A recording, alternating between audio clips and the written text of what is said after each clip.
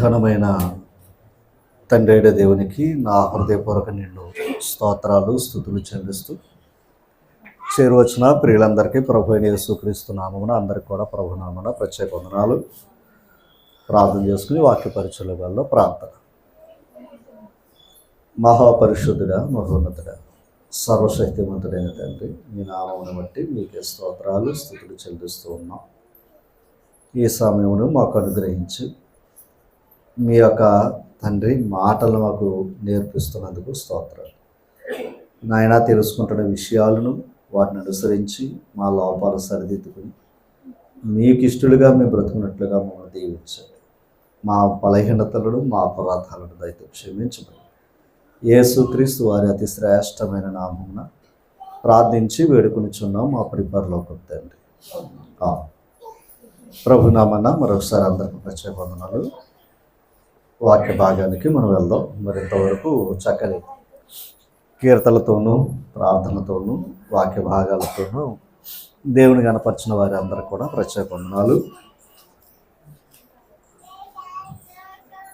కొద్ది మాటలు దేవుని గ్రంథం నుంచి మనం నేర్చుకోవడానికి మన మనసులను సిద్ధపరచుకుందాం. యోబు గ్రంథం 4వ అధ్యాయము. యోబు గ్రంథం 4వ అధ్యాయము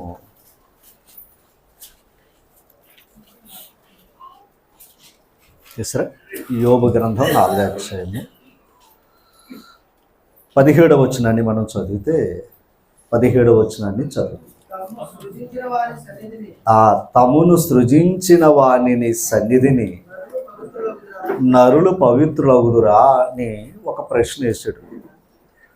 అమ్మా, ఒక ప్రశ్న ఏంటయ్యా అంటే, తమును సృజించిన వాని సన్నిధిని నరులు పవిత్రులవుదురా అని ఒక ప్రశ్న వేసాడు ఆయన. అంటే దేవుని సన్నిధిలో నరులు పవిత్రులవుదురా అన్నాడు. ఎందుకు అని ప్రశ్న వేసాడంటే, నరుడు పవిత్రుడు కాడు కాబట్టి. ఆయన దృష్టిలో ఏది పవిత్రం కాదు ఆ మాట యోబు గ్రంథం 25వ అధ్యాయం. యోబు గ్రంథం 25వ అధ్యాయం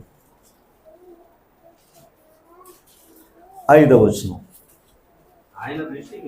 ఆయన దృష్టికి చంద్రుడు కాంతి గలవాడు కూడా కాదు అండి. మనకేమో చంద్రుడు కాంతి కలిగిన వాడేమో కానీ దేవుని దృష్టిలో చూస్తే చంద్రుడు కాంతి కలిగిన వాడు కాదు అని చెప్పి తర్వాత నక్షత్రములు అంటే చంద్రుడి కంటే ప్రకాశించేవి అంటే కూడా నక్షత్రాలు కూడా దేవుని దృష్టిలో పవిత్రమైనవి కావంటున్నాడు ఆయన. అమ్మ, నక్షత్రాలు కూడా దేవుని దృష్టిలో ఏమి కావంటున్నాడు ఆయన? పవిత్రమైనవి కావు అంటున్నాడు. ఆ తర్వాత మాటే, మరీ నిశ్చయముగా పురుగు వంటి మనుషుడు, పురుగు వంటి నరుడు ఆయన దృష్టికి పవిత్రుడు కానేరడు కదా అదనమాట. అక్కడేమో ప్రశ్న వేసాడు, ఇక్కడేమో సమాధానం చెప్పేశాడు. ఏమని? నక్షత్రాలే ఆయన దృష్టికి పవిత్రమైనవి కావు అన్నాడు ఆయన. ఆ నక్షత్రాలతో పోల్చుకుంటే ఇంకా మనుషులు ఎంత? అందుకే మనుషులు ఏమని చెప్పాడు ఆయన? అక్కడ చదివాడు, మనుషుడు పురుగు వంటి నరుడు ఆయన దృష్టికి పవిత్రుడు కానేరడు కదా అన్నాడు ఆయన. మరి మనుషుడు పవిత్రుడు కానేరకపోతే మరి మనుషులను పవిత్రపరిచే విధానం ఏంటి అని మనం ఆలోచన చేస్తే, ఒకసారి మనం లేవికాండంలోనికి మనం వెళ్దాం.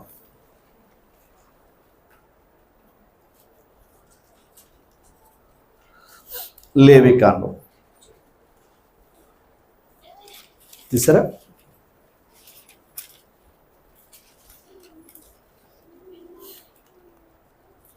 15వ అధ్యాయము 31వ వచనం చదవండి. 15వ అధ్యాయము 31వ వచనం. ఇశ్రాయేలీయులు తమ మధ్య నుండి నా నివాస స్థలమును అపవిత్రపరుచున్నప్పుడు వారు తమ అపవిత్రత వలన చావకుండునట్లు వారికి అపవిత్రత కలగకుండా మీరు వారిని కాపాడాలి అన్నాడు ఆయన. అమ్మ, ఆయన నివాస స్థలం ఏం అవ్వకూడదని చెప్పాడు ఆయన? అపవిత్రపరచకూడదు. అంటే దేవుడు పవిత్రుడు గనక ఆయన ఉన్న నివాస స్థలం కూడా ఎలా ఉండాలి? పవిత్రంగా ఉండాలి. కానీ మనుషులు ఏం చేయొచ్చు? పాడు చేయొచ్చు, అపవిత్రం చేయొచ్చు. కానీ మనుషులను అపవిత్రంగా ఉన్న వారిని పవిత్రులుగా చేసే పని దేవుడు ఇశ్రాయేలు వారిలో లేవీయులకు అప్పగించాడంట పని. ఆ 12 మందిలో ఒకరికి మాత్రం ఆ పనిని అప్పగించారట. ఒక్కసారి మరలా 31 వచ్చిన చదవని చెప్తారు. ఆ ఇశ్రాయేలీలు తమ మధ్య నుండి నా నివాస స్థలమును అపవిత్రపరుచునప్పుడు అన్నాడు. అపవిత్రపరుచునప్పుడు వారు తమ అపవిత్ర వలన చావకుండునట్లు వారికి అదనమాట. వారికి ఏం కలగకూడదు అంటే వారి అపవిత్రత కూడా దేవుని సంబంధించిన దాన్ని కూడా ఏం చేయగలరు? అపవిత్రం చేయగలరు. అదనమాట. వీళ్ళకున్న అపవిత్రతను కూడా వారికి కూడా ఏం చేయగలరు? అపవిత్రత కలుగు చేయగలరట. తర్వాత మాట చదవండి. మీరు వారిని అని ఆ పనిని ఎవరికి అప్పగించాడు ఆయన? అంతే కాకుండా అదే 10వ అధ్యాయము 10వ వచనం, 10వ అధ్యాయము 10వ వచనం చదవండి సార్.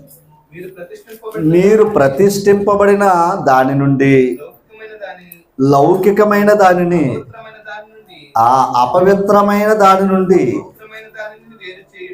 అదనమాట. ఎంతకీ లేవీయులకు అప్పగించింది ఏంటయ్యా అంటే వాళ్ళ పని పవిత్రమైనది ఏదో అపవిత్రమైన దాన్ని వేరు చేయాలి. ఎవరో? లేవీయులు. అంటే భూమి మీద ఏమున్నాయి? పవిత్రమైనవి ఉన్నాయి, అపవిత్రమైనవి ఉన్నాయి. కానీ పవిత్రమైన దానికి అపవిత్రమైన దానికి తేడా చెప్పాలంట. ఎవరో? లేవీయులు. 10వ వచనం మరొకసారి.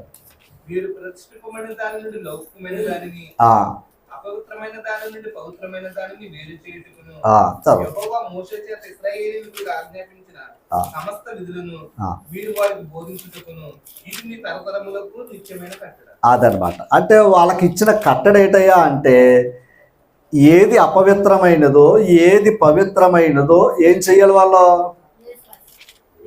వేరుపాటు చెయ్యాలి. అప్పుడు అపవిత్రమైనది ముట్టుకుంటే అపవిత్రుడు అవుతాడు, పవిత్రమైన దాన్ని ముట్టుకుంటే పవిత్రుడు అవుతాడు. ఇప్పుడు దేవుని సన్నిధి పవిత్రమైనది కనుక ఆ పవిత్రమైన దానిని వీళ్ళు ఏం చెయ్యాలి? కాపాడాలి. అంటే అపవిత్రం ఏంది కూడా దేవుని దగ్గరికి రాకూడదు. ఒకవేళ వస్తే ఏం చెప్పాడు? ఇందాక మనం చదివిన మాట చూస్తే 16వ అధ్యాయంలో మాట చెప్పాడు. అక్కడ ఒక్కసారి 19వ వచనం, 16వ అధ్యాయము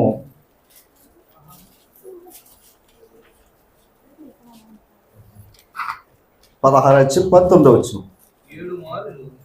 ఒక్కసారి 17వ వచనం చదవండి. పరిశుద్ధ స్థలములలో ప్రాయశ్చిత్తము చేయుటకు ఎవరో? లేవీయుడు, యాజకుడు అన్నమాట. మనసు పెట్టాలి అమ్మా. పరిశుద్ధ స్థలాలు ఏముంది? ప్రాయశ్చిత్తం చేయడం. దేనికి ప్రాయశ్చిత్తం?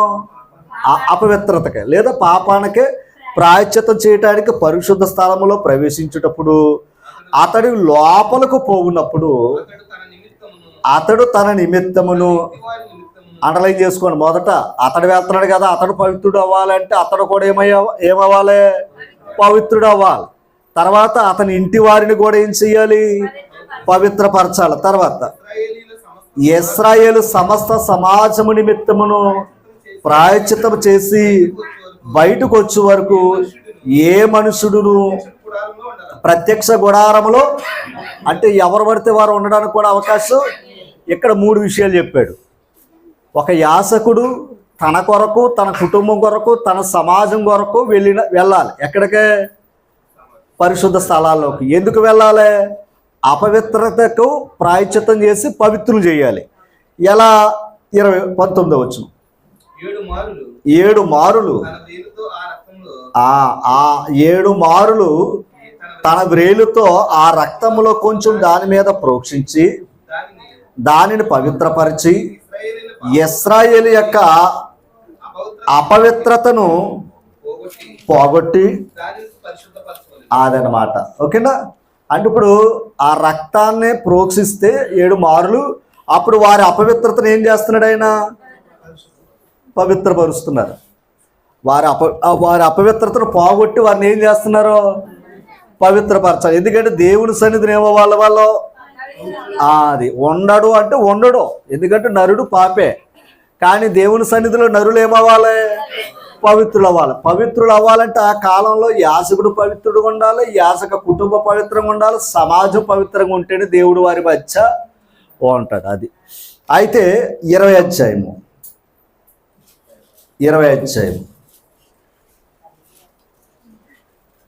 చూసారమ్మా, 6వ వచనం చదవండి. అక్కడ లేవికాండం 21వ అధ్యాయము 6వ వచనం చదవండి. మరియు అలా కదా 6వ వచనం 20 లేవికాండం 21వ అధ్యాయం 6వ వచనం, వారు తమ దేవునికి అది అంటే వారెవరు అంట? లేవీలు దేవునికి ప్రతిష్ఠితమైన వారుగా ఉండవలెను. కావున వారు తమ దేవుని నామమును అదనంట. అంటే వారు ప్రతిష్ఠితులు కనుక దేవుని నామానికి ఏం కలగకూడదు? అపవిత్రం రాకూడదు. ఆయన నామానికి అపవిత్రం కలగకూడదు. తర్వాత ఎలయనగా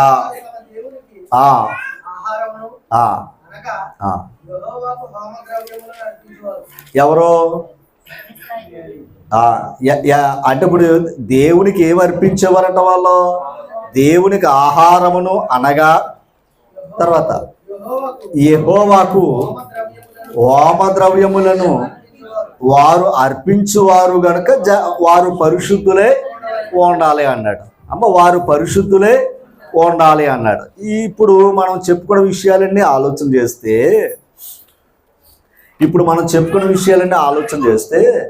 దేవుడు పరిశుద్ధుడు గనక మనం కూడా ఏమై ఉండాలి? పరిశుద్ధులుగా ఉంటేనే దేవుని దగ్గర ఉంటాం. ఒకవేళ మనలో పరిశుద్ధత లేదనుకోండి, మనం ఏం పోగొట్టుకుంటాం? పరిశుద్ధత పోగొట్టుకుంటే దేవుని దగ్గర ఉండే అవకాశం మనకే ఉండదు. ఒకసారి సమూయేలు మొదటికి రా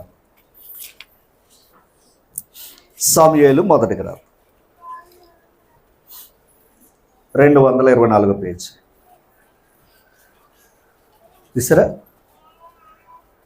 12వ వచనం 2వ అధ్యాయము 12వ వచనం 2వ అధ్యాయం 12వ వచనం. ఏలీ కుమారులు యెహోవాను ఎరుగని వారే మిక్కిలి దుర్మార్గులై ఉన్నారు. ఒక్కసారి ఆలోచన. ఎవరు కుమారులు? ఏలీ కుమారులు. ఏలీ కుమారులు అంటే ఏలీ అంటే యాజకుడు. అంటే యాజక కుమారులే. కడక విచిత్రం ఏంటంటే దేవుని ఎరగని వారే ఏమైపోరట? దుర్మార్గంగా ప్రవర్తించారట. ఒకసారి అవన్నీ మీరు చదివితే ఏది 17వ వచనం, అందువలన జనులు యెహోవాకు నైవేద్యము చేయుట యందు అసహ్యపడుటకు ఆ యవనులు కారణమయ్యారట. అంటే లేవి కుమారులు వారి ప్రవర్తన బట్టి దేవుని సన్నిధికి వచ్చేవారు కూడా ఏమై ఉన్నారట? అది దేవుని సన్నిధికి వెళ్ళినా కూడా దేవుని దగ్గర కూడా ఏమి లేదనుకున్నారు? వాళ్ళు పవిత్రత లేదు అని అనుకున్నారట ప్రజలు. అంటే వీళ్ళ ప్రవర్తన బట్టి సమాజం దేవుని ఎరిగిన వారు పరిశుద్ధులుగా ఉంటారు, దేవుని ఎరగని వారు అపవిత్రులుగా ఉంటారు అన్నది వ్యత్యాసం లోకానికి. అయితే ఇప్పుడు అపవిత్రమైనదేదో పవిత్రమైనదేదో ఎవరికి తెలియాలి? మొదట దేవుని దగ్గరకు వచ్చి దేవుని ఆరాధించేవారికి తెలియాలి. ఆనాడు లేవీలు యాజకులు, ఈనాడు మనం ఇంకా చెప్పాలంటే ఇంకో పోస్ట్ ఎక్కువ వచ్చింది, రాజులైన కాదనమాట, రాజులైన యాజక సమూహం. అవునా? అంటే ఇప్పుడు కూడా మనకేం తెలియాలి? పవిత్రమైనదేదో అపవిత్రమైనదేదో మనం తెలుసుకోవాలి. ముందు తెలుసుకుని పవిత్రమైన దాన్ని అనుసరించాలి, అపవిత్రమైన దానికి దూరంగా ఉండాలి. దాని జోలికి వెళ్ళేవాడు ప్రమాదం అన్నాడు.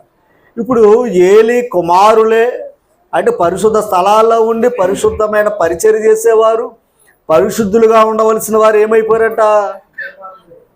అపవిత్రులు అయిపోయారు. ఇప్పుడు ఆ అపవిత్రతను బట్టి దేవుని దగ్గర కూడా ప్రజలు రావడానికి కూడా వీళ్ళ ఆటంకంగా ఉన్నారట, వీళ్ళ ఆటంకపరచబడ్డారట. ఓకేనమ్మా, ఇది చెప్పాడు. తర్వాత చూడండి, గనుక వారి పాపములు యెహోవా సన్నిధిని, అంటే వారి పాపాలు ఎక్కడ పెరిగిపోతున్నాయంట? దేవుని సన్నిధిని. ఇందాక చెప్పాడు, అలా ఆయన సన్నిధిని నరుడు పవిత్రుడు ఎట్లు అని అన్నాడు. పవిత్రుడయ్యే అవకాశం అయితే లేదు, కానీ ఆయన సన్నిధికి వచ్చి మనల్ని పవిత్రపరచుకుని ఒక ధర్మాన్ని దేవుడు ఏర్పాటు చేశాడు. అంటే దైవ సన్నిధిలో ఉండి పవిత్రుడయ్యే అవకాశం ఉండి పవిత్రుడు మళ్ళా అపవిత్రుడైపోతే, ఓకేనా, పవిత్రుడు అపవిత్రుడైపోతే లోకస్తుడికి ఏమి లేదు, వాడు పవిత్రుడయ్యే అవకాశం లేదు. పాత నిబంధన కాలంలో ఏం జరిగేది అక్కడ? యోబు గ్రంథం మొదట అధ్యాయం, యోబు గ్రంథం మొదట అధ్యాయం తీసరా 4వ వచనం, 5వ వచనం చదువుదాం ఇంకా డైరెక్ట్గా. వారి వారి విందు దినములు పూర్తి కాగా యోబు తన కుమారులు పాపము చేసి తమ హృదయములో దేవుని దూషించురేమో అని వారిని పిలువనంపించి వారిని పవిత్రపరిచి అరుణోదయమును లేచి వారిలో ఒక్కొక్కరి నిమిత్తము దహన బలి అర్పించుచూ వచ్చెను. యోబు నిత్యము అలాగూ చేయుచుండు. అండర్లైన్ చేసుకోండి, యోబు నిత్యము అలాగూ చేయుచుండు. అంటే ఇప్పుడు యోబు తన కుమారుల్ని ఎలా చేయాలనుకుంటున్నాడు? అది మంచి పాట. యోబు ఎవరు? ఇప్పుడు యోబు పవిత్రుడు అవుతాయి కదా తన పిల్లల పవిత్రపరిచేది. అందుకే ఇందాక మనం ఒక విషయం చెప్పుకున్నాం, యాజకుడు తన కొరకు, తన కుటుంబం కొరకు, తన సమాజం కొరకు ఏం చెల్లించాలి? బలులు అర్పించాలన్నది మనం ఇందాక పాత నిబంధనలు చదువుకున్నాం, ప్రభువారి లోకానికి రాకమునుపు. ఇప్పుడు అక్కడ ఎందుకు అంటే మనుషులు ఏం చెయ్యాలి? పవిత్రులు అవ్వాలి. అంటే నిన్ను పవిత్రులుగా చేయటానికి జంతువులు, పక్షులు ఏమైపోయి బలవుతున్నాయి, అంతేనా? రైట్. ఇప్పుడు తండ్రి తన బిడ్డలను ఏం చేయాలనుకుంటున్నాడో పవిత్రపరచడానికి ఏం చేశాడు? ఆనాడు బలులు అర్పించాడంట. ఇంకో మాట, రోజు చేశాడంట. ఆయన రోజు కూడా అలా ప్రతిరోజు చేశాడంట. ఎవరో? యోబు గారు. అలా ఎందుకు చేశాడు? ఏమో హృదయాల్లో పాపం చేశారేమో అని వారి నిమిత్తంగా ప్రతిరోజు కూడా ఏం చేశాడంట ఆయన.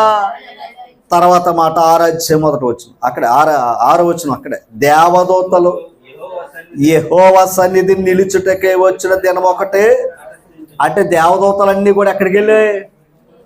దేవుని సన్నిధి అంటే ఎక్కడ? పరలోకం. పాయింట్ అర్థం చేసుకోవాలి. పరలోకం వెళ్ళాయి. ఏవి? దేవదూతలు. ఇప్పుడు అక్కడికి ఎవరు వెళ్ళారు?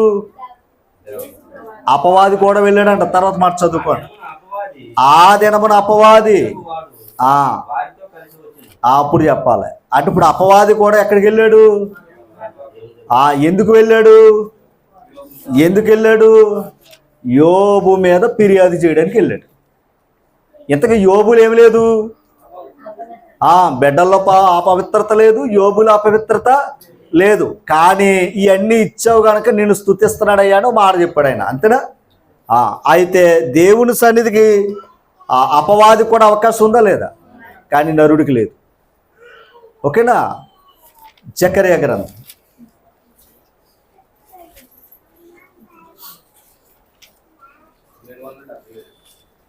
778 తీసండి. 3వ అధ్యాయం తీద్దాం.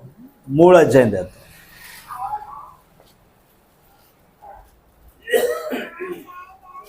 తీసారా? 3వ అధ్యాయం మొదటి వచ్చు. మరియు యెహోవా దూత ఎదుట ప్రధాన యాజకుడైన యెహోషువ నిలబడుటయు సాతాను ఫిర్యాది అయి అతని కుడిపార్శ్వం నిలబడుటయు అతడు నాకు కనపరచండి. ఓకేనా? ఇంతకే యెహోషువ అంటే యాజకుడు. మన మోసే కాలంలో ఉన్న యెహోషువ గురించి కాదు ఇక్కడ. ఓకేనా? మందిరం తిరిగి కట్టాలి కదా, ఏది హగ్గై జకర్యా ఎచ్చరా తిరిగి మందిరాన్ని కట్టేస్తున్నా అక్కడ ఉన్న యెహోషువ ఈయన. ఆయన వేరు, మోసే కాలంలో ఉన్న యెహోషువ వేరు, ఈయన వేరు. అర్థం చేసుకోండి అమ్మా. పేరు అదే ఉంది కదండి, అదే అనుకుని చదవకూడదు. తర్వాత ఇంతకు యెహోవా దూత ఎదుట ప్రధాన యాజకుడైన యెహోషువ గారు నిలబడ్డారంట. అమ్మా ఆయన ఎవరు అక్కడే చెప్పాడు ప్రధాన. ఇప్పుడు చూడండి, సాతాను ఫిర్యాది అయి అతని కుడిపార్శ్వం నిలబడుటయు అతడు నాకు కనపరచను. అంటే ఇప్పుడు ఇతడేమో దేవుని సన్నిధిలో అంటే ఒక విధంగా చెప్పాలంటే సేవ చేయడానికి వచ్చాడు. ఇప్పుడు అపవాది కూడా కూర్చుని ఏం చేస్తుంది? ఫిర్యాదు చేస్తుంది. పాయింట్ అర్థం చేసుకోవాలి. అపవాది కూడా ఏం చేస్తుంది? ఫిర్యాదు చేస్తుంది. ఏంటా ఫిర్యాదు అంటే తర్వాత చూడండి. సాతాను యెహోవా నిన్ను గద్దించునుగాక, యెరూషలేము కోరుకుని యెహోవా నిన్ను గద్దించును, ఇతడు అగ్నిలో నుండి తీసిన కొరవి వలె ఉన్నాడు కదా అని యెహోవా దూత సాతానుతో అన్నాడు. అంటే వచ్చినవాడు ఎలాగున్నాడని దేవుని దూత చెప్తున్నాడు? అగ్నిలో తీసిన కొరువులాగా ఉన్నాడు, అంటే పరిశుద్ధుడిగా ఉన్నాడు అని చెప్తున్నాడంట. ఎవరో? దేవుని దూత. ఎవరితో? అపవాదితో. ఇప్పుడు అపవాది ఏం చేయడానికి వచ్చాడు? ఫిర్యాదు చేయడానికి వచ్చాడు. ఇంతకాడు ఏం చెప్తున్నాడు ఇప్పుడు చూడండి. యెహోషువ మలిన వస్త్రములు ధరించిన వాడై దూత సమూహములో నిలబడి ఉండగా, అర్థమైందా? ఇంతకీ ఏ వస్త్రాలు వేసుకుని వచ్చాడంట ఆయన? ఆ మలిన వస్త్రాలు వేసుకుని దేవుని సన్నిధికి వచ్చాడన్న ఫిర్యాదు తెచ్చిందంట. ఎవరో? అపవాది. ఆల్రెడీ దూత ఏమన్నాడు? ఇతడు ఎలాగున్నాడో అగ్నిలో తీసిన కొరవి వలె ఉన్నాడని ఆయనకి కనబడుతుంది, కానీ వీడికేం కనబడుతుంది? అలాగే యోబు కూడా దేవుని సన్నిధిలో ఎలా కనబడ్డాడో? యథార్థవర్తుడు, న్యాయవంతుడు, నిందారహితుడు, ఇవన్నీ ఉన్నాయి కదా యోబు గారి గురించి. ఇప్పుడు అపవాది ఏం చేసింది? అదనమాట. పాయింట్ అర్థం చేసుకోవాలి. ఇక్కడ ఒక విషయాన్ని మనం ఆలోచించి పెట్టే మనం కప్పుకోవచ్చు. ఏమని? అపవిత్రునైన నేను పవిత్రునే కప్పుకోవచ్చు. కానీ అపవాది ఊరుకోవడం. వీడెవడని చెప్తాడు అక్కడ? వీడు అపవిత్రుడే అంటాడు అక్కడ. అర్థమైందండి? అపవిత్రుడే అంటాడంట. ఎవరో? అదనమాట. ఇప్పుడు మనం పవిత్రులమా అపవిత్రులమా అని తేల్చింది దేవుడే. అందుకే ఆయన ఏమన్నాడో? పవిత్రుడుగానే ఉన్నాయి, అపవిత్రుడుగానే ఉన్నాయి, తర్వాత కోద్దప్ప అంటాడు ఆయన. అంటే ఇప్పుడు దేవుని ఉద్దేశం ఏంటయ్యా అంటే అపవిత్రుడు కూడా అపవిత్రతను పోగొట్టుకుని పవిత్రుడు అవ్వాలి. అది దేవుడిచ్చిన అవకాశం మనకి. ఓకేనా?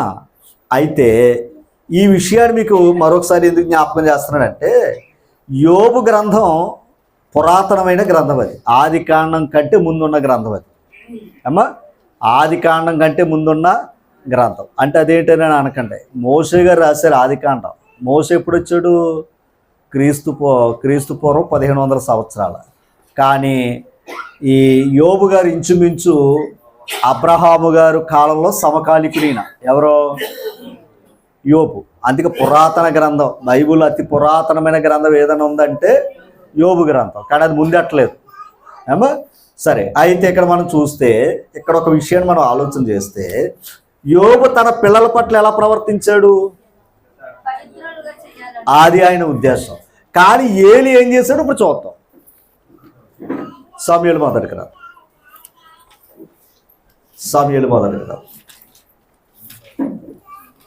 తీసారా? 2వ అధ్యాయం తీసారమ్మా. 2వ అధ్యాయము ఇప్పుడు చూడండి. ఏది 12 వచ్చిన ఒక్కసారి చదవండి. ఏలి కుమారులు ఎవరెల్లో? ఏలి అంటే యాసక కుమారులు. ఏడు దేవుని తప్పు కనుకోకండి అమ్మా. మాస్టర్ గారి బిడ్డలకు అలా రాకపోతే ఎలా ఉంటుంది? అంతే కదండి. మాస్టర్ బిడ్డలకు కాని వారికి అయితే చదువు రాకపోవడం పర్లేదు. మాస్టర్ గారికి బిడ్డలకి చదువు రాకపోతే ఎంత అవమానము. దేవుని ఎరిగిన వారు తన బిడ్డలు కూడా ఎవరిని ఎరగాలి? దేవుని ఎరగాలి అమ్మా. ఇది ఖచ్చితంగా మనం నేర్పాలి. ఓకే. ఇప్పుడు ఎరగని వారై ఉండి ఏం చేశారు? దుర్మార్గంగా ప్రవర్తించారు. అంటే ఒక్క మాట అండి, దేవుని ఎరగకపోతే మన ప్రవర్తన అంతా మారిపోద్ది. అంతే. అయితే ఇప్పుడు వీళ్ళ ప్రవర్తన బట్టి ప్రజలు ఏం చేశారు? దేవుని సన్నిధికి వెళ్ళటం మానేశారు. అదే కదా. ఇప్పుడు వాళ్ళ చేసిన పాపం ఎక్కడికి వెళ్ళింది? అది నేను అంటుంటా, వీళ్ళ చేసిన పాపం దేవుని సన్నిధికి వెళ్ళింది. మనం ఇక్కడ చేసుకున్న అంటే మంచి కూడా దేవుని దగ్గరికి వెళ్తుంది. అలాగే యోబు చేశాడు, వెళ్ళిందా లేదా? అక్కడికి పాపం చేస్తాం, వెళ్ళిందా లేదా? అది రెండు వెళ్తున్నాయా లేదా? రైట్. అయితే ఇక్కడ మీకు మాట చూపిస్తాను చూడండి, 23వ వచనం. 23. ఈ జనుల ముందర మీరు చేసిన చెడ్డ కార్యములు నాకు వినబడినవి, ఇలాంటి కార్యములు మీరు ఎందుకు చేయుచున్నారు? అప్పుడు అడుగుతున్నాడంట. ఎవరో? తండ్రి. ఎవరినే? బిడ్డలనే. ఇంతకు విచిత్రం ఏంటయ్యా అంటే ఈయన కళ్ళ ముందు జరిగినా కూడా పట్టించుకోలేదు ఈయన. ఇంతకేటయ్యా అంటే వారు వీరు చెప్పిన తర్వాత చెవులు పడ్డాయంట. ఎవరికే? తండ్రికి. అప్పుడు అంటున్నాడంట, నా కుమారులారా ఎలాగూ చెయ్యవద్దు, నాకు వినబడినది మంచిది. మరి ఒక మాట, వినబడినది మంచి అంటే అంతకుముందు అంటే ఇది కనపడలేదా? అందుకే మన ప్రేమ ఎక్కువైతే మన కళ్ళు ఏమైపోతుంది తెలుసా? అదనమాట. ఆడు తప్పు చేస్తే తప్పుగా ఉండదు. ప్రజలు చెప్పేంత వరకు వెళ్ళిందయ్యా అంటే అవకాశం ఎవరిచ్చారు? తండ్రే ఇచ్చాడు అక్కడ. అమ్మ తర్వాత మాట చదవండి, అక్కడ ఒక మాట ఉంది. యెహోవా జనులను మీరు అతిక్రమింప చేయుచున్నారు. అండర్లైన్ చేసుకోండి, ఈ మాట చూడాలి దయించి. ఈ మాట చాలా అవసరం. నరునికి నరుడు తప్పు చేసిన ఎడలా దేవుడు విమర్శ చేస్తాడు. ఒకవేళ నరుడు ఏదైనా తప్పులు ఉన్నాయనుకోండి, దేవుడు తీరుస్తాడు.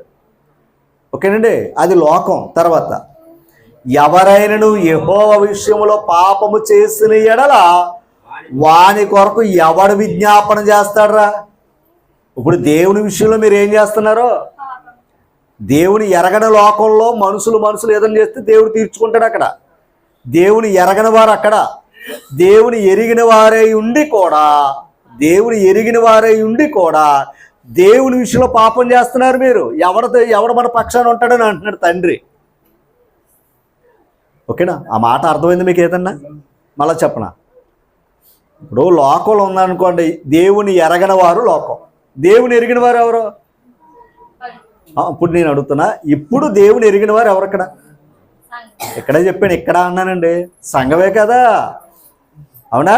ఇప్పుడు దేవుని ఎరిగిన వారు మనం మనుషుల విషయంలో చేస్తున్న తప్పు, దేవుని విషయంలో తప్పు చేస్తున్నాం. ఇంకా మన పక్షాన్ని ఎవరు ఉండడని చెప్తున్నాడు అక్కడ. ఓకేనా? అర్థమైందా? అంటే అక్కడ తెలియక చేస్తాం, క్షమాపణ ఉంటుంది. ఇక్కడ తెలిసి చేస్తే క్షమాపణ ఉండదు. అంతేనా? అన్నాడా లేదా? రైట్. మీకు ఒక విషయాన్ని చెప్తున్నాను ఇక్కడ. అహరోనికి నలుగురు కుమారులు. లేవికాండ 10 అధ్యాయం మీరు ఎందాక చదివారే? ఆ అధ్యాయంలోనికి ఇద్దరు కుమారులు చనిపోయారు. అలా మీకు ఒక మాట చూపిస్తాను. పోండి, లేవికాండ 10 అధ్యాయం దగ్గర రండి. మనం చాలాసార్లు ఈ మాట చెప్తాం కదా. 2వ వచనం ఒకసారి 10 అధ్యాయం 1వ వచనం. అహరోను కుమారులైన నాదాబు అబీహులు తమ ధూపార్తులను తీసుకుని వాటిలో నిప్పులించి వాటి మీద ధూపము ద్రవ్యం వేసి యెహోవా తమకు ఆజ్ఞాపింపని వేరొక అగ్నిని ఆయన సన్నిధికి తేగ. అంతేనా? ఎందుకేంటి? దేవుడు ఆజ్ఞాపించని అగ్ని తెచ్చారంట. ఎక్కడికి? ఆయన సన్నిధికి తేగ అగ్ని తెచ్చారంట. దేవుడు ఆజ్ఞాపించని అగ్ని తెచ్చాడంట. తర్వాత యెహోవా సన్నిధి నుండి అగ్ని బయలుదేరి వారిని కాల్చివేసెను. వారు యెహోవా సన్నిధిని, ఇంతకు అగ్ని ఎక్కడి నుంచి వచ్చింది? వాళ్ళు ఎక్కడికి వెళ్ళారు? పట్టుకుని వెళ్ళింది ఏది? అగ్నే. కానీ దేవుని సన్నిధిని వచ్చిన అగ్ని ఏంటి? అక్కడి నుంచి, పరలోకం నుంచి వచ్చింది అగ్ని. అది అసలు సన్నిధి. ఇది కేవలం మనుషులుండే సన్నిధి. ఇది దేవుడు మనుషులు ఏర్పాటు చేసుకున్న సన్నిధి. ఇక్కడ అవకాశం ఉంది. ఏది? అపవిత్రుడికి పవిత్రుడయ్యే అవకాశం ఉంది ఇక్కడ, కానీ అక్కడ లేదు. ఇంకా ఎక్కడ? అదనమాట. ఇక్కడే డివైడ్ చేస్తున్నాడు. పవిత్రుడైతే ఆయన దగ్గరికి వెళ్తాడు, అపవిత్రుడైతే పాతాళం పోతాం. ఇక్కడ యాసక కుమారులే ఇద్దరు దేవుడు ఆజ్ఞాపించిన అగ్ని పట్టుకుని వెళితే ఆ దేవుని సన్నిధి నుండి వచ్చి ఏం చేసిందట? అగ్ని కాల్చేసింది అన్నాడా? ఆ తర్వాత ఇలా కంగారు వచ్చింది. ఇంకెంతమంది ఉన్నారు? ఇంకిద్దరు కుమారులే ఉన్నారు. ఆ ఇద్దరు కుమారుల వంశం నుంచి వచ్చిన వాడు ఏలి. ఇంకో ఇద్దరు ఏమైపోయారు? చనిపోయారు. ఇంకా వాళ్ళ వంశాలు లేవు. మరలా ఇంకో ఇద్దరు ఉన్నారు చూసారా, ఆ ఇద్దరు వంశాల నుంచి వచ్చిన వాళ్ళే తర్వాత లేవీలు. ఓకేనా, రైట్. ఇప్పుడు ఒక మాట చూడండి, 8వ వచనం చదవండి అక్కడ. మరియు యెహోవా అహరోనుతో ఇట్లనెను, మీరు ప్రత్యక్ష గుడారపులోనికి వచ్చినప్పుడు మీరు చావక ఉండునట్లు, అండర్లైన్ చేసుకోండి, మీరు చావక ఉండునట్లు నీవును నీ కుమారులను ద్రాక్షరసమునే గాని మద్యమునే త్రాగా. అర్థమైందా మీకు? ఏ మాట అయినా అంటే అది త్రాగితే ఏమైపోతామని చెప్పాడు ఆయన? చనిపోతాం అన్నాడు అక్కడ. అర్థమైందా? అక్కడ చనిపోతాం అన్నాడు. అంటే ఇప్పుడు ఒక్క మాట, ఇప్పుడు మనం ఎక్కడ? క్రొత్త నిబంధనలో మొదటి కొరింథీ పత్రిక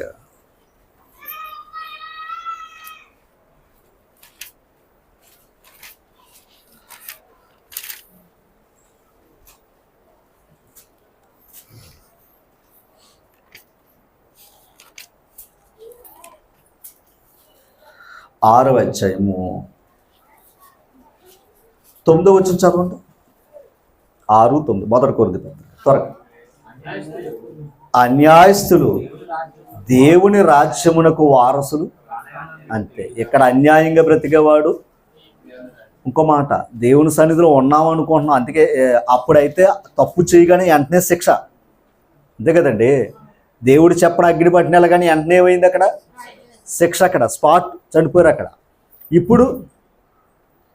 ఇప్పుడు ఆయన మాట అన్నాడు, అపవిత్రుడిగా ఉన్నాడా? ఉన్నాయి. పవిత్రుడువా? ఉండు. అన్యాయం చేస్తున్నాడా? చేయని. న్యాయంగా ఉన్నాడా? ఉండు అంటున్నాడు. ఇప్పుడు వెంటనే శిక్ష ఏం కాదు, కానీ అలా నడిస్తే పనిష్మెంట్ ఉంది. అందుకే ఇది కృపాకాలం అంటాం మనం. ఇంకా బతిగా మనం. ఆ కాలంలో అయితే వెంటనే మరొక మాట చూడండి, ఆ కొంచెం మద్యపానం వేసుకుని దేవుని దగ్గరికి వస్తే ఫట్టే చనిపోయారు. అంత ప్రమాదం అది. కానీ ఈనాడు ఇంకా దేవుని కృప ఏముంది? ఆ బలహీనతతో దేవుని దగ్గరికి వచ్చిన వాక్యం చెప్పి ఆ బలహీనతను సరి చేసుకోమని అవకాశం ఇస్తుంది. అయితే మనం తప్పు అనుకోకండి, మనం మీటింగ్లు బయటెట్టినప్పుడు ఎక్కువ శాతం ఎవరు వచ్చి కూర్చుంటారు అక్కడ? బలహీనలే కదా. మరి అలాంటి వాక్యం దేవుని సన్నిధే కదా. మరి అలాంటి వారు అక్కడ రాకూడదు కదా. కానీ దేవుడు అవకాశం ఇచ్చాడా లేదా? అది ఎందుకని? అపవిత్రతను పోగొట్టుకుని పవిత్రుడుగా ఉండడం ఒక అవకాశం అది. తర్వాత చూడండి ఆ మాట, మోసపోకుడి. త్వరగా చదవండి. జారులైనను, త్వరగా 10వ వచనం, దొంగలైనను, లోబులైనను, త్రాగుబోతులైనను, దోషకులైనను, దోచుకుని వారని దేవుని రాజ్యమునకు చెప్పాడు అక్కడ. అంటే ఇప్పుడు ఇక్కడికి వచ్చి నేను మానలేకపోతున్నానంటే కుదరదు. ఇక్కడ మానుకోవాలి. ఒకప్పుడు ఉంది అపవిత్రుడివే, కానీ ఏమవ్వాలి? ఇప్పుడు పవిత్రుడు అవ్వాలి అమ్మా. కానీ ఏం చేసుకోవాలి? మార్చుకోవాలి. నేను అలాగే ఉంటాను అంటే మరి అక్కడికి వెళ్ళే అవకాశం లేదు. కానీ ఇక్కడ అవకాశం ఉంది. ఇంకా ఏది? ఇక్కడ సరి చేసుకోవడానికి ఇంకా అవకాశం దేవుడు ఇస్తున్నాడు. ఓకేనా. ఇప్పుడు ఏలి కుమారులు కూడా ఏమయ్యారు? దేవుని కుమారుని ఎరగని వారు. ఎలాగంటే వారి క్రియలు బట్టి దేవుడు భయపడలేదండి. ఇప్పుడు తండ్రి వచ్చి ఏం చేస్తున్నాడు? బిడ్డలకే నాకు వినబడ్డదిరా బాబు, వినబడ్డది కనుక ఇప్పుడు అయినా సరి చేసుకోండి అన్నాడు. ముదిరిపోయింది. ఏది? చెట్టు మొక్క వంగలేదు, ఇప్పుడు చెట్టు అయింది. ఎవడు ఉంచుతాడు? అది. ఇప్పుడు మీకు మాట చూపిస్తాను చూడండి. మొదటి సమూయేలు గ్రంథం 2వ అధ్యాయం చూసారా?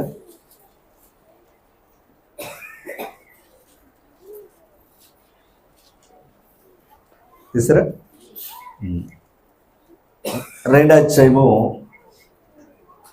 30వ వచనం చదవండి. నీ ఇంటి వారును నీ పితరుని ఇంటి వారును నా సన్నిధిని యాజకత్వము జరిగించుదురని యెహోవా ఆజ్ఞ ఇచ్చినను. ఇప్పుడు అది నా మనసుకు కేవలం ప్రతికూలం అయిపోయిందంట. అలా తరతరాలకు ఆ సేవ చేసే అవకాశం అంట. ఎవరికే? వీళ్ళకి, ఏలీ గారికి. ఇప్పుడు దేవునికి అది ఏమైందంట? ప్రతికూలమైందంట. తర్వాత మాట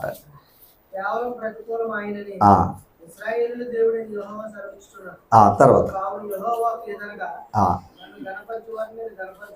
అర్థమైందండి. మీరు నన్ను గణపరచు వారిని, ఒక్క మాట 29వ వచనం చదవండమ్మా ఒక్కసారి. అక్కడే, నా నివాస స్థలము నేను నిర్ణయించిన బలి నైవేద్యములను మీరు ఎలా తృణీకరించుచున్నారు? మిమ్మల్ని క్రొవ్వు పెట్టుకున్నటకే. ఆ మాటలు చూసారా? దీన్ని మనం తెలుగులో వాడుతుంటాం. అది తెలుసు కదా. దేవుడు అంటున్నాడు, చూడండి ఏమన్నాడు? మిమ్మును క్రొవ్వు పెట్టుకున్నటకే నా జనులకు ఇశ్రాయేలు చేయు నైవేద్యముల శ్రేష్ఠ భాగములు పట్టుకొనుచు నాకంటే నీ కుమారులు గొప్ప చేయుచున్నావు. అంటే దేవుని కంటే ఎవరిని ఎక్కువ ఇచ్చాడంట? ఏలీ కుమారులు గొప్ప చేశాడంట. అడ్డ విధంగా చెప్పాలంటే కుమారులు చూసి చూడనట్టుకు వదిలేశాడంట. చూసి చూడనట్టుకు వదిలేశాడంట. ఎదుటోళ్ళు అందరికీ ఏం చెప్తున్నాడంట? మన పాపం చేస్తే ఈ అర్పణలు ఇవ్వాలి, దేవుని దగ్గరగా పరిశుద్ధంగా ఉండాలని చెప్తున్నాడు, చేస్తున్నాడు. కానీ కుమారుల విషయంలో ఏమైంది? నిర్లక్ష్యం చేశాడు. ఇప్పుడు దేవుడి కోపం ఏమైంది? మీరు నన్ను అగౌరవపరిచారు, నన్ను గణపరిచి వారిని గణపరుస్తాను, తృణీకరించి వారిని తృణీకరిస్తా అన్నాడు. ఇప్పుడు ఏమైందో తెలుసండి? వీళ్ళని విడిచిపెట్టాడట.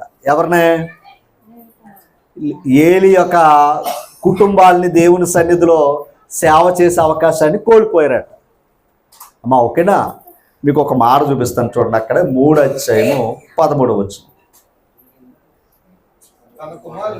తమ కుమారులు తమను తాము శాపగ్రస్తులుగా చేసుకునుచున్నారని తాను ఎరిగియు, అది ఏదో అనుకుంటారని అనుకున్నారు. అమ్మా పాయింట్ అర్థమైంది? ఒక విధంగా చెప్తే, ఒక విధంగా మనం ఈ మాటను ఆలోచన చేస్తే, ఆ బిడ్డలు చనిపోవడానికి కారణం ఎవరు? తండ్రి. అదిగో చెప్తున్నాడు ఆయన. కుమారులు గొప్ప చేసావని అన్నాడు ఆయన. కనుక గొప్ప చేసింది ఎందులోని? లోకంలో పాపంలో గొప్ప చేశాడు. కానీ దేవుని దగ్గర విచిత్రం చెప్పమంటారా? ఆయన దగ్గర ఈ సమయంలో ఉన్నాడు, ఆయన గొప్పోడయ్యాడు.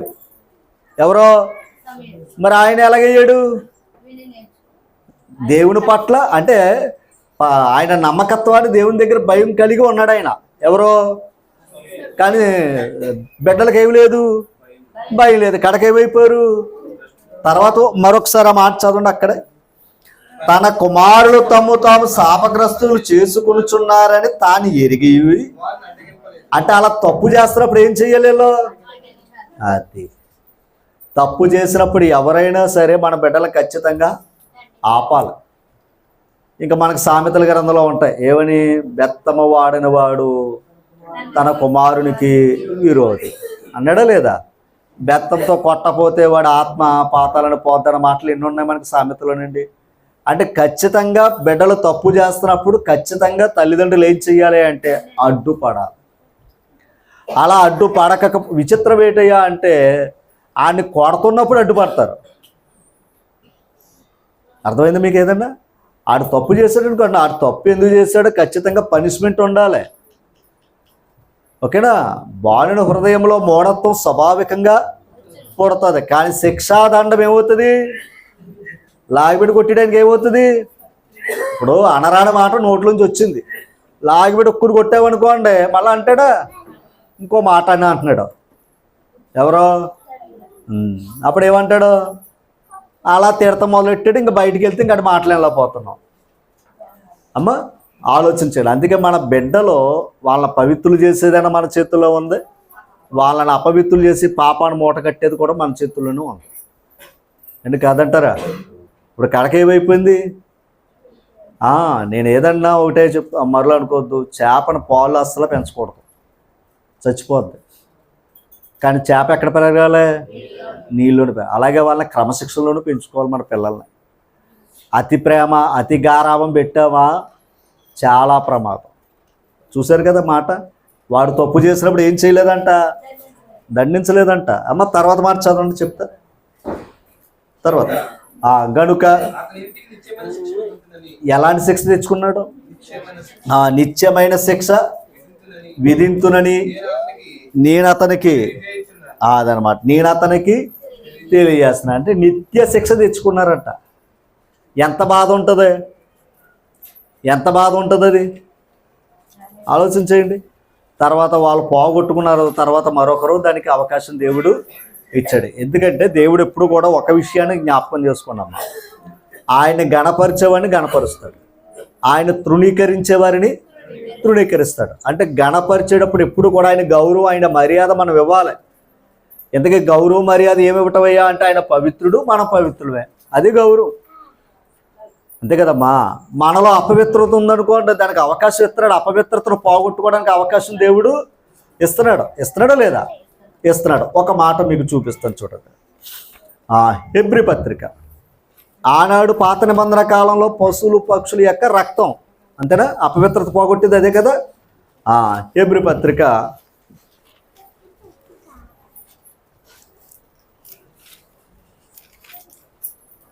12వ అధ్యాయము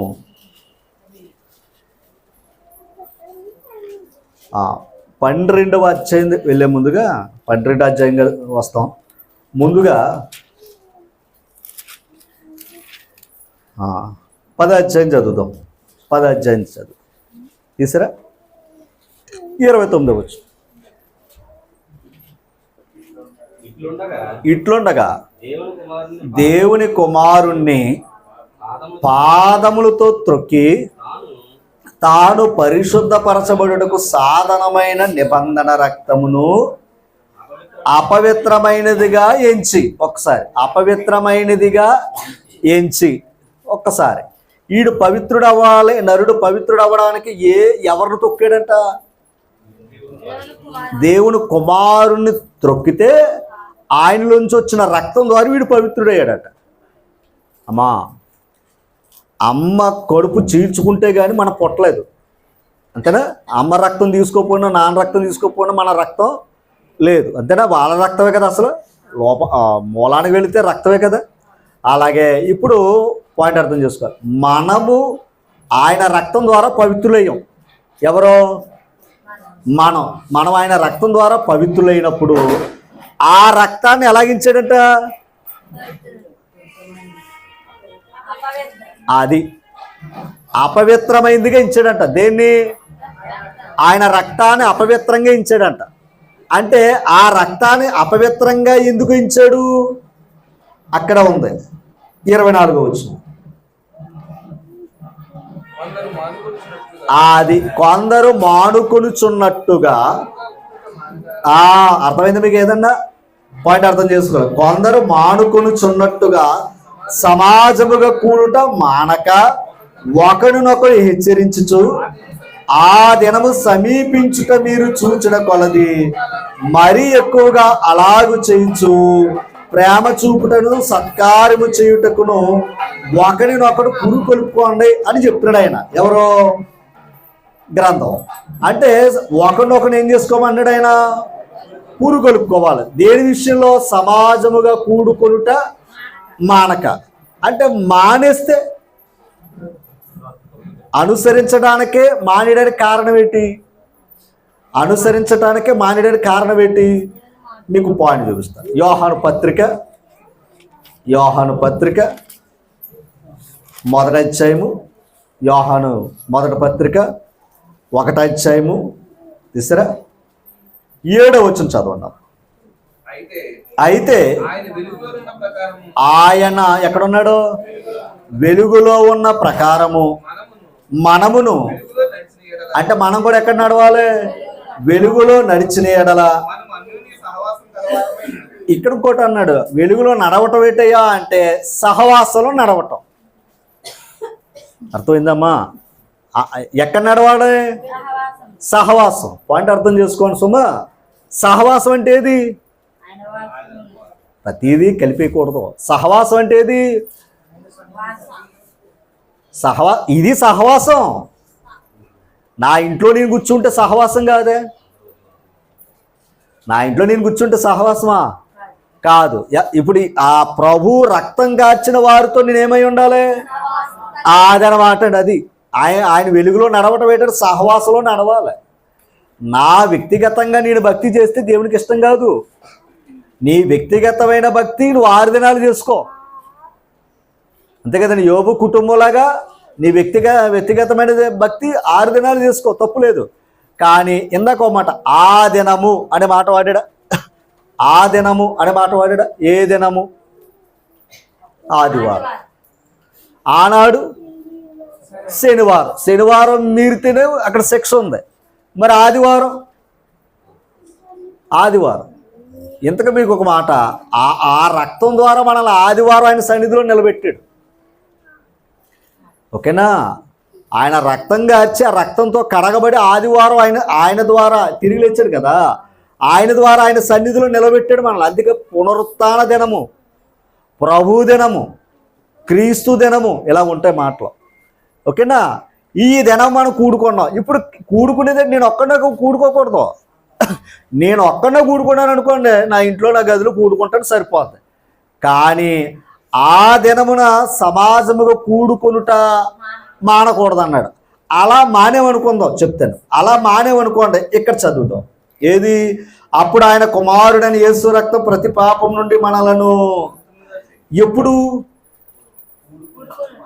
అంతే కదండి, కూడుకొనకుండా సహవాసము కలిగి. అందుకే అపోస్తుల బోధ ఎందును సహవాసమందును రొట్టె విరుచుట ఎందును. అంటే రొట్టె విరుచుట దగ్గర ఏముంటది? రొట్టె విరుచుట దగ్గర ఇంకోటి ఉంటుంది, రక్తం ఉంటుంది. రొట్టె దగ్గర ఇంకోటి ఏముంటుందయ్యా అంటే రక్తం ఉంటుంది. అంటే రక్తం అది అనలేదు కానీ రొట్టె విరుచుట ఎందును అనే మాట వాడాడు ఆయన. అంటే ఇప్పుడు పాయింట్ అర్థం చేసుకో. బోధ మొదట బోధ. అందుకే ఆ బోధ అపవిత్రమైనది కాదు, పవిత్రమైనది బోధ అమ్మ, అంతేనా? తర్వాత సహవాసం. సహవాసం వల్ల నీకు ఏం కలుగుతుంది? పవిత్రుడవుతున్నావు.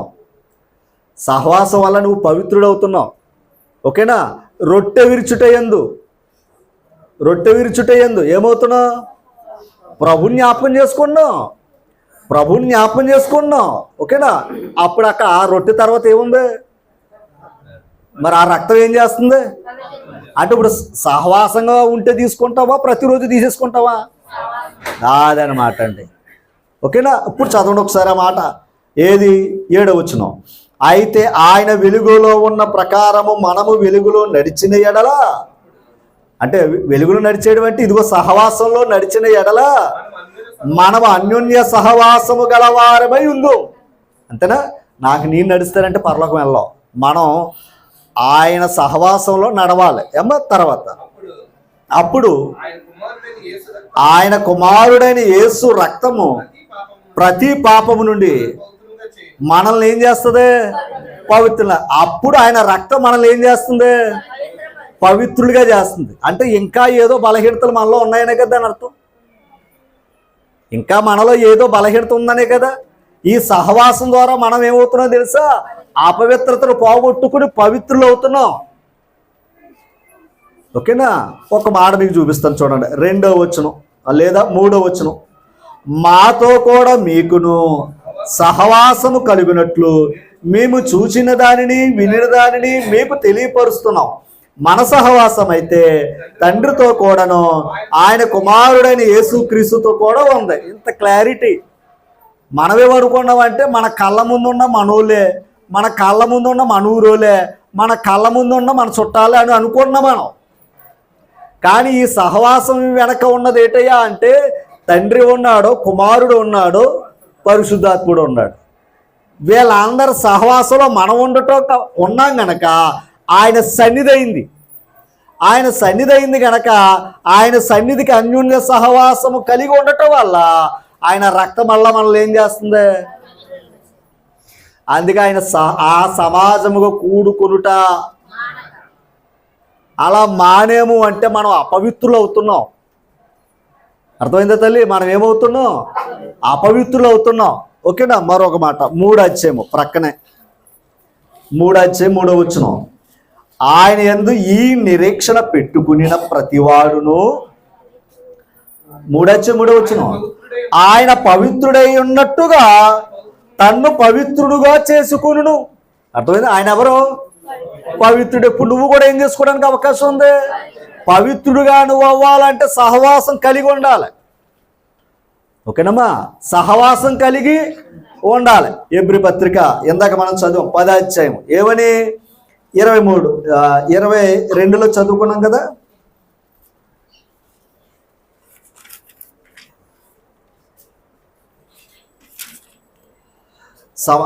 24 కొందరు మానుకొనుచున్నట్టుగా సమాజము కూడుట మానక. అంటే ఓకే, అర్థమైంది మీకు? ఇప్పుడు కూడుకొనుట మానాలా మానకూడదా? మానకూడదు. ఇది దైవ మాట సుమా. తర్వాత చూడండి, ఒకరినొకడు హెచ్చరించుచు ఆ దినము సమీపించుట మీరు చూచుడు కొలది మరి ఎక్కువగా అలాగు చేయొచ్చు. ప్రేమ చూపుటకును సత్కార్యములు చేయుటకును ఒకరినొకరు ఏం చేసుకోవాలి? దాని అర్థం ఏంటంటే, నా భార్య బద్దగించింది అనుకో, నేను పురుగొలుపుకోవాలి. ఎక్కడికే? దేవుని దగ్గర రమ్మని. ఒకవేళ నేను బద్దగించాను అనుకో, నా భార్య పురుగొల్పాలి. మేమిద్దరు పురుగొలుపుని మా పిల్లల్ని ఏం చేసుకోవాలి? ఆయన సన్నిధికండి. అంతే కదమ్మా. ఇప్పుడు మనం ఏమి మేకను తేవక్కర్లేదు, కోడిదోడని పట్టుకుని రావక్కర్లా. ఆయన సన్నిధికి వస్తే చాలు, ఆ సహవాసంతో ఉంటే చాలు. మనకేం కలుగుతుంది? పవిత్రపరుస్తుంది. ఏంటి? పవిత్రం అవ్వటానికి కూడా, పవిత్రమయ్యే అవకాశాన్ని కూడా కోల్పోతాం. ఇంకెలాగవుతాం?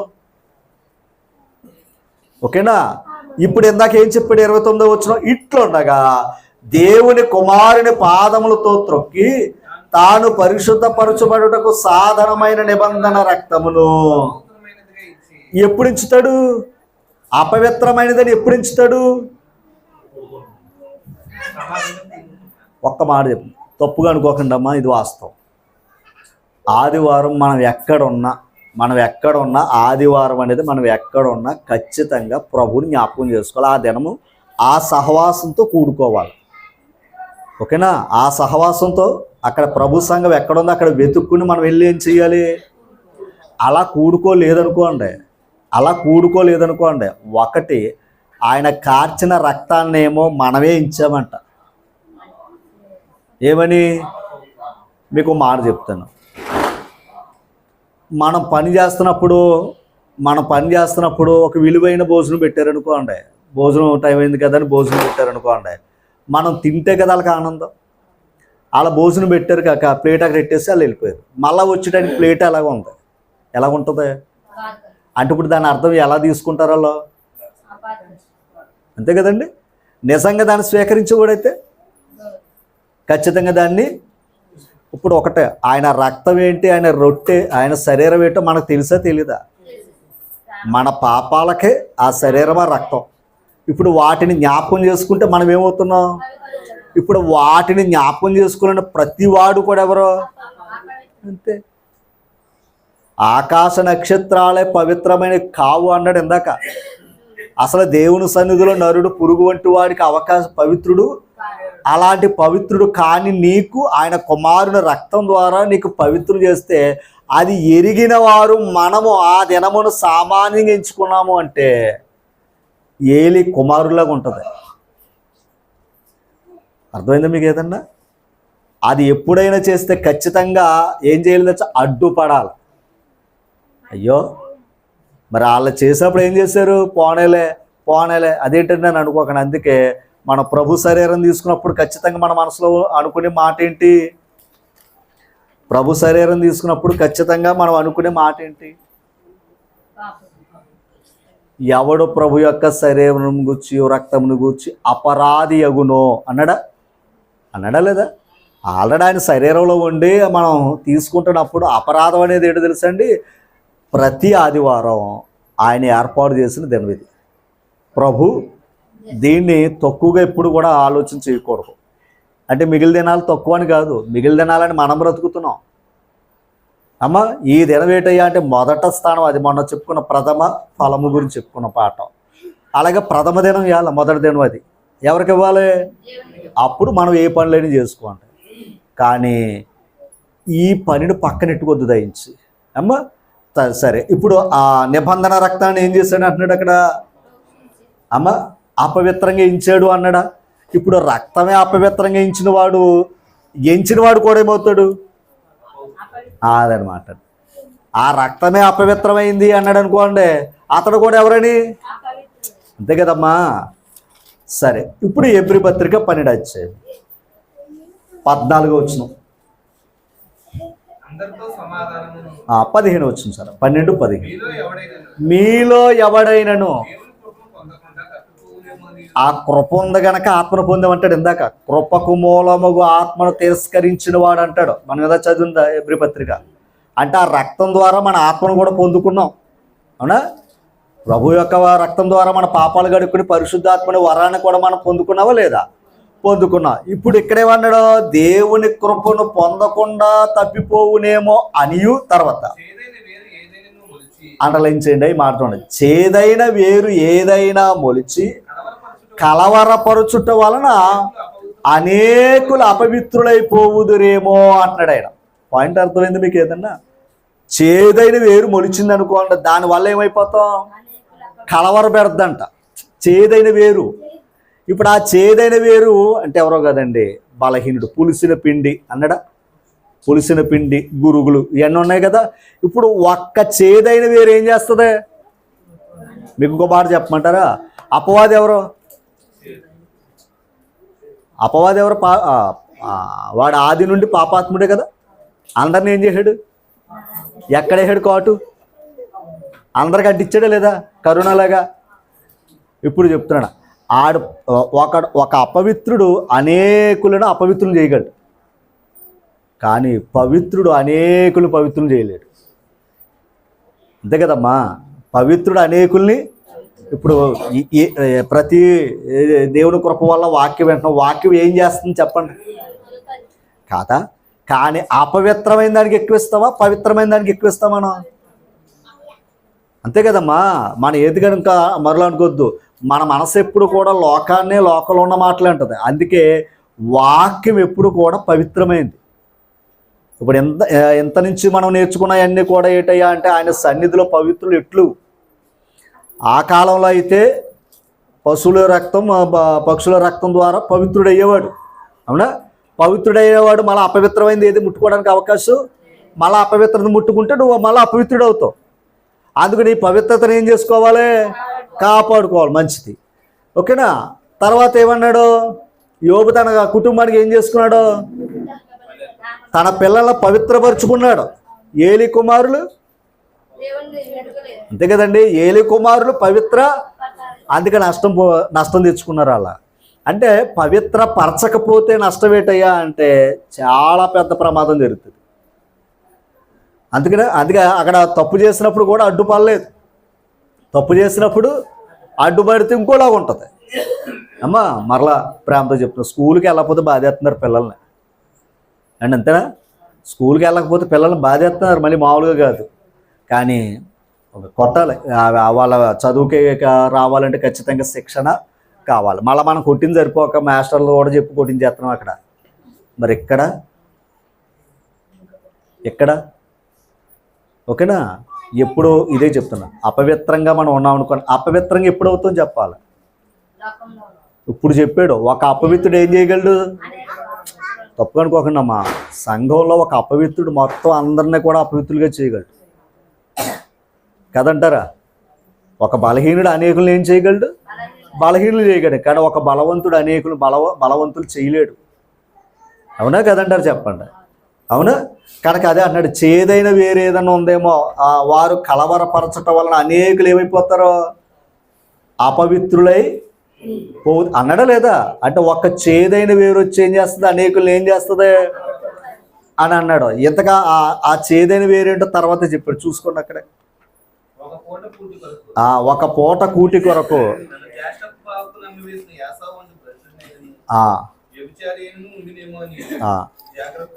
అదనమాట. ఓకేనా?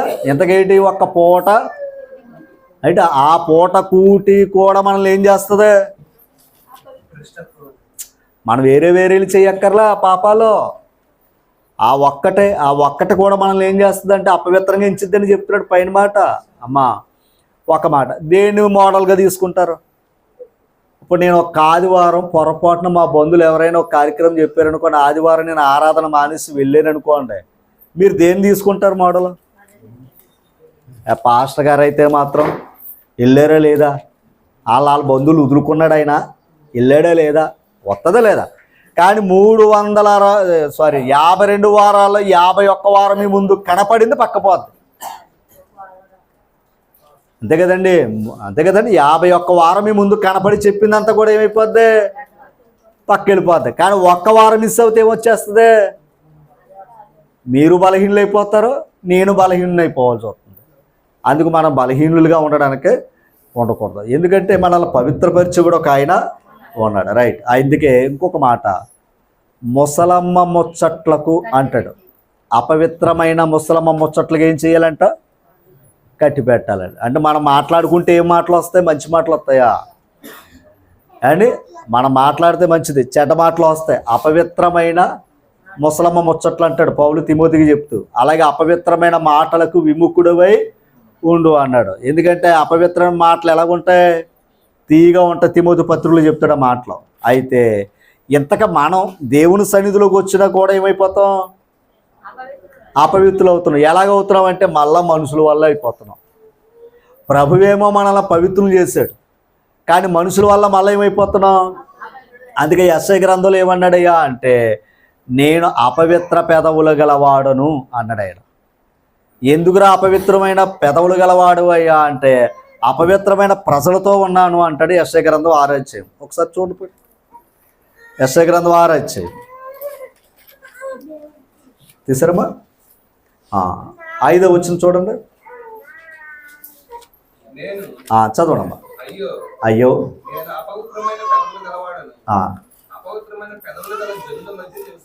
అదనమాట. ఓకే, పాయింట్ అర్థం చేసుకోవాలి. మనం అపవిత్రం అయిపోవడానికే ఏ ప్రజలతో ఉంటే అయిపోతాం అంతే. ఇంకో మాట, పరిశుద్ధులతో ఉంటే పరిశుద్ధులు అవుతాం. అంతేనా? లోకంతో ఉన్నామనుకోండి, లోకం అలవాటు అవుతుంది. అలాగే దేవుని ప్రజలతో ఉన్నామనుకోండి, వారు పరిశుద్ధులు కనుక ఆ పరిశుద్ధతను కూడా మనం సంపాదించుకుంటాం అన్నాడా. అపవిత్రమైన పెదవులు అన్నాడా. ఆ కాలంలో కనుక అగ్ని తెచ్చి అక్కడ ఏది నిప్పుని తెచ్చి కారుతో ఏం చేశాడు? బలిపేట మీద ఉన్న కారుతో ఆ నిప్పులు తీసి అతని పెదాలకు ఏం చేశాడు?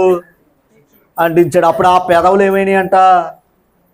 పవిత్రమైనవి అని అంటాడు అక్కడ. తర్వాత జపనీయ గ్రంథం 3వ అధ్యాయము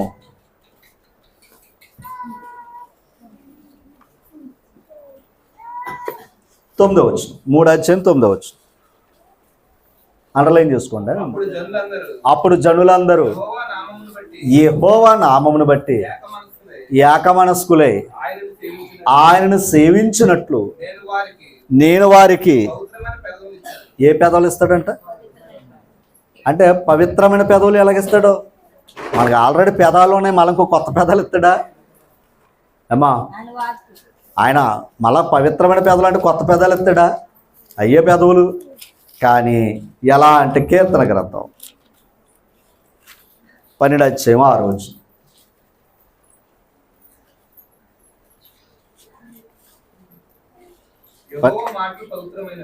చూసుకోండి, యెహోవా మాటలు అంటే ఇప్పుడు అంటర్లైన్ చేయండి. యెహోవా మాటలు ఏంటి? అంతే కదా. దేవుడి మాటలు ఏంటంట? 19వ అధ్యాయం 9వ వచనం. యెహోవా యందైన భయము పవిత్రమైనది. అంతే. యెహోవా యందే ఉన్న భయం ఎలాంటిదంట అంటే ఇప్పుడు ఆయన మాటలు పవిత్రమైంది. ఆ మాటలో మనల్ని ఏం చేస్తున్నాయి? భయాన్ని చెప్తున్నాయి. అంతే కదండి. దేవుని మాటలు మనకి ఏం నేర్పుతున్నాయి? భయం. ఇదిగోరా ఏలి కుమారులు పవిత్రులుగా ఉండవలసిన అవకాశాన్ని వాళ్ళు ఏం చేసుకున్నారో? పాడు చేసుకున్నారో. అదిగో అలా నష్టపోయారు. భయమా కాదంటారు? అది భయమే. భయపడివాడు భయమే, కానీ మొండుడు భయం కాదు అది. అంతే కదండి. మొండివాడు రాజు కంటే గొప్పవాడు అంటారు. అయితే ఇప్పుడు ఆయన మాటల భయం కాదు, భయంతో మళ్ళీ ఏముందంట? పవిత్రుడు అంట. చూడన్నావా, భయము పవిత్రమైనది అంటే దేవుని భయం ఎలాంటిది? పవిత్రమైనది. ఓకే, ఇప్పుడు ఆయన మాటలు పవిత్రమైనవి. ఆయన మాటలు మనల్ని భయపెడతాయి. భయపడాలి మనల్ని పవిత్రంగా మరిచే తప్ప అపవిత్రమైన దానికి తీసినారు. ఇంకొక మాట, ఆయన మాటలు పలికి కొద్ది మనం ఏమవుతున్నాం? ఇందాక అపవిత్రమైన ఇదే పేదాలతో తిట్టినోళ్ళమే, కానీ మళ్ళీ ఇదే పేదాలతో ఏం చేస్తున్నాం? దేవుణ్ణి ఏం చేస్తున్నాం? దేవుని మాటలు ఏం చేస్తున్నాం? అదే దేవునితో పాపం చేస్తాం, అంతే కదా. అదే దేవునితో లోకంలో జీవించాం, మళ్ళీ ఇదే దేవునితో ఏం చేస్తున్నాం? అప్పటికిప్పటికి తేడా ఏంటయ్యా అంటే అప్పుడు వాక్యం తెలియదు, ఇప్పుడు వాక్యం తెలుసుకున్నాం. వాక్యం చేసి మనల్ని ఏం చేసింది? మనల్ని పవిత్రపరిచింది. అందుకే మనం మాట్లాడనైనా మన ప్రవర్తన అయినా అన్నీ ఎలాగ ఉండాలని చూసుకుంటున్నాం అదనమాట. అందుకే దేవుని సన్నిధిలో పవిత్రులు అవ్వటం దేవుడిచ్చిన కృప ద్వారా తప్ప మనకు మనం పవిత్రులుగా ఉండే అవకాశం అయితే లేదు. ఓకేనా? ఇప్పుడు నరులు దేవుని సన్నిధిలో పవిత్రులా కారా?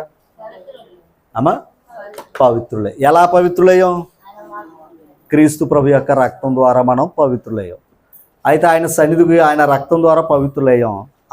అన్యోన్య సహవాసం కలిగి ఉంటే మరల మనల్ని ఏం చేస్తున్నాడు? ఇక్కడ పవిత్రులు చేస్తున్నాడు.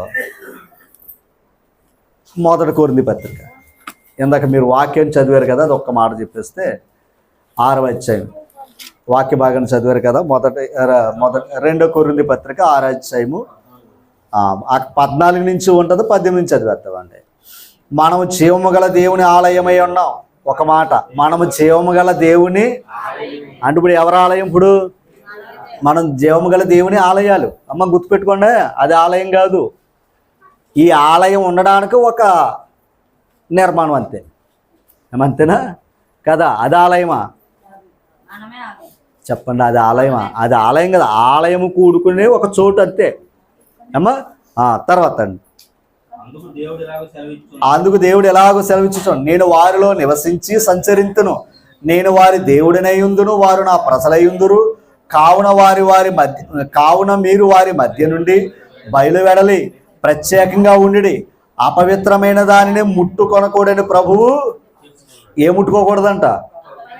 అపవిత్రమైన దాన్ని ముట్టుకోద్దు అన్నాడు. ముట్టుకుంటే అంటుకుంటుంది, ముట్టుకుంటే అంటుకుంటుంది, తెలుసు కదా అమ్మా.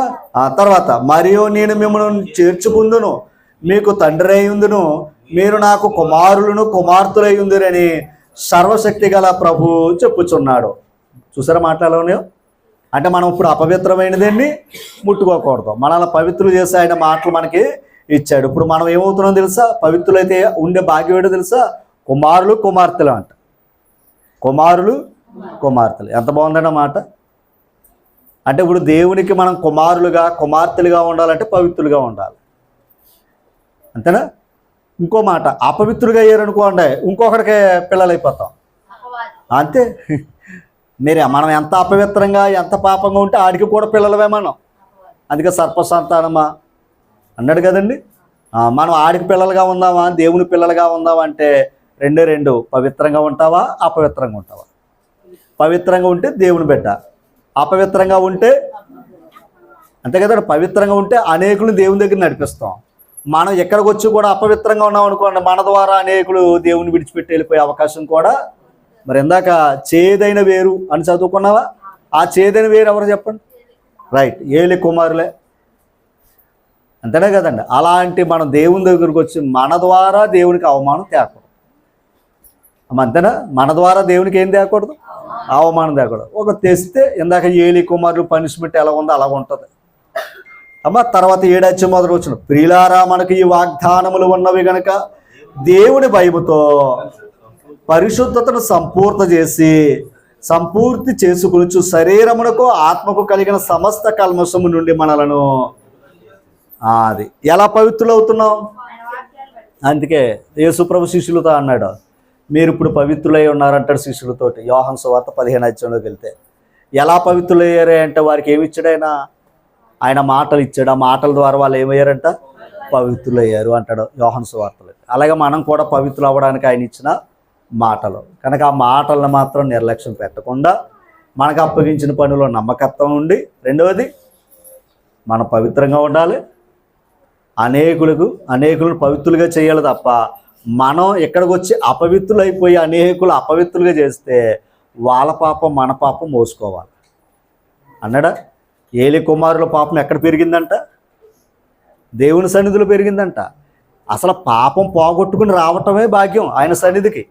మళ్ళీ ఎక్కడికి వచ్చా కూడా మనం పాపాలు పెంచుకున్నాం అనుకోండి, అక్కడ పెరిగింది అనుకోండి, అక్కడ అగ్ని వచ్చి ఏం చేసింది? ఏలి కుమారుల్ని. ఒకవేళ ఇప్పుడే వెంటనే వచ్చి అగ్ని దహించకపోయినా ఆయన చెప్పాడు, అన్యాయం చేసేవాడు న్యాయంగా ఉన్నవాడిని, అలాగే పవిత్రుడు పవిత్రుడిగా ఉన్నాయి, అపవిత్రుడు చివరి ఉందంట అసలైన అగ్ని. ఓకేనా? ఆ అగ్నిలో ఆ శిక్షలోకి వెళ్ళే అవకాశం ఉంది. దాని నుండి తప్పించుకోవాలంటే మన ఆత్మకు శరీరానికి ఉన్న అపవిత్రతను పోగొట్టుకుని ఆయన వాక్యం ద్వారా దేవుని యందు భయముతో పరిశుద్ధతను సంపూర్తి చేసుకోవాలంట. అమ్మ ఓకేనా? దేవుని యందు భయముతో అంటే వాక్యంతో ఏం చేసుకోవాలి?